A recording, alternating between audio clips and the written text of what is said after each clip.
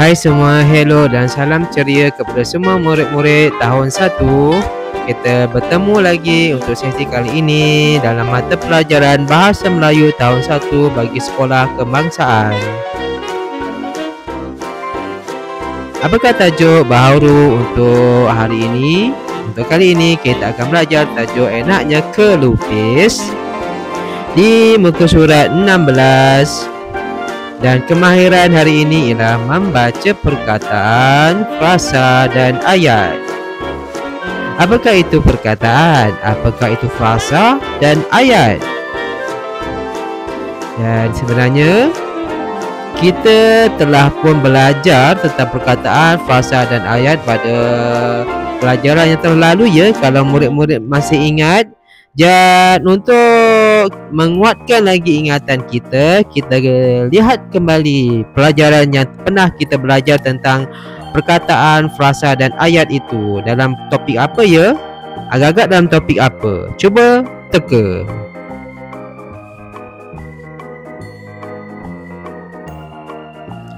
Ya, sebenarnya kita belajar dalam topik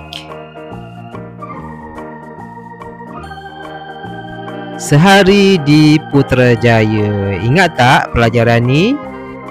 Di muka surat 10. Kita lihat kita ingat semula perkataan, frasa dan ayat, iaitu perkataan terdiri daripada satu kata, frasa pula terdiri daripada lebih daripada satu kata, dan ayat pula merujuk pada perkataan yang lengkap yang ada huruf besar dan titik. Ini ialah contoh perkataan, frasa dan ayat. Bermula daripada perkataan, ia berkembang menjadi frasa, yang kemudian ia berkembang lagi menjadi ayat yang lengkap. Contohnya bola. Daripada perkataan bola, ia berkembang menjadi frasa, iaitu main bola, dan ia berkembang lagi menjadi ayat yang lengkap, iaitu saya main bola, yang ada titik dan ada huruf besar dan ada titik di hujungnya. Contoh yang lain, bermula dari perkataan buku, berkembang menjadi frasa, iaitu buku itu, dan seterusnya berkembang menjadi ayat yang lengkap, ibu baca buku itu, yang ada huruf besar dan titik di hujungnya. Contoh yang lain,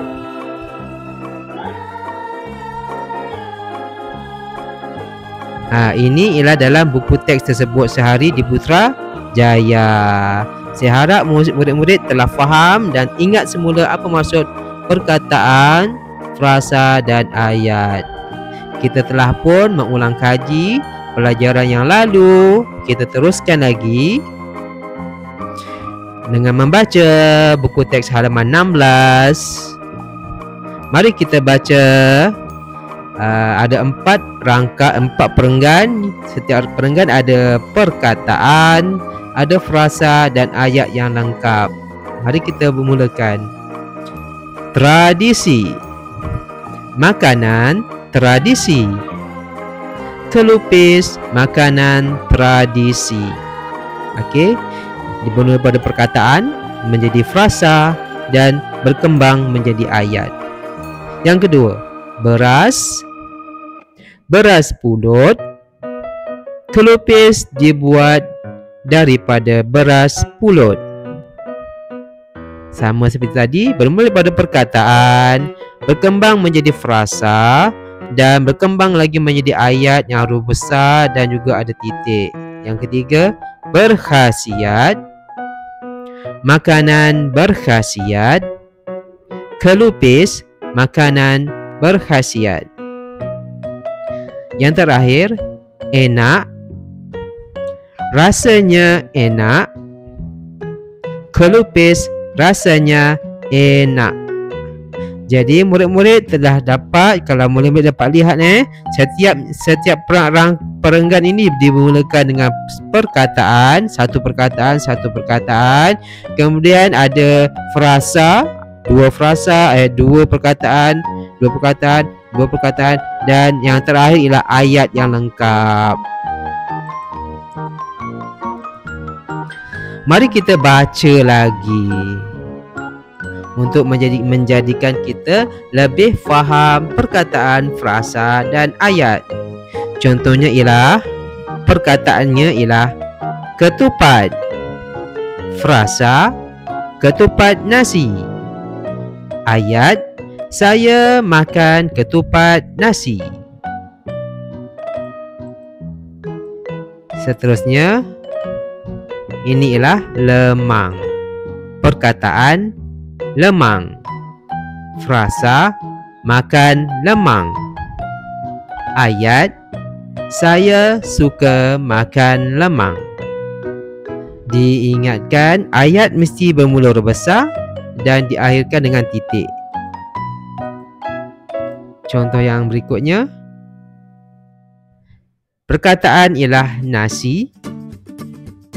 Frasa, nasi lemak. Ayat, nasi lemak ini sangat sedap. Ya, ada kesilapan di sini. Nasi lemak ini sangat sedap. Bermula daripada perkataan, frasa dan ayat. Murid-murid sila buka buku aktiviti jilid 1, muka surat 17. Kita lengkapkan ayat. Kita lengkapkan, ada 4 ayat dengan perkataan atau frasa di sebelah kanan. Sangat mudah. Ini aktiviti ini, latihan ini sangat mudah. Sila murid-murid isikan sahaja ayat itu dengan jawapan perkataan dan frasa yang berada di sebelah kanan.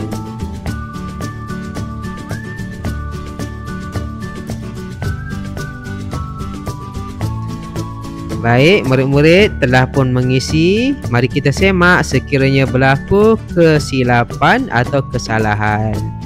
Jika berlaku kesilapan atau kesilapan, sila betulkan dan padamkanlah mana yang salah itu.